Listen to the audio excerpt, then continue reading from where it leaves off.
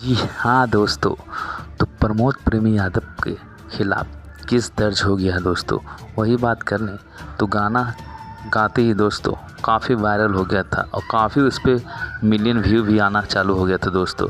मगर पता चला कि दोस्तों ये गाना कुछ विवादित है और राजनेताओं पर है, तो वैसा ही दोस्तों प्रतिक्रिया आना चालू हो गया। तुरंत गाना डिलीट करना पड़ा प्रमोद प्रेमी यादव को। और दोस्तों बता दें कि चिराग पासवान भी एक्शन में आते हुए और बता दें दोस्तों कि गाना काफ़ी वायरल होते हुए दोस्तों मुश्किल का सामना करना पड़ गया प्रमोद प्रेमी यादव पे। अपने सोशल मीडिया पे दोस्तों प्रमोद प्रेमी यादव माफ़ी मांगे कि हंसी मजाक में गाना हम गा दिए, फिर भी दोस्तों बात बनते नज़र नहीं आया।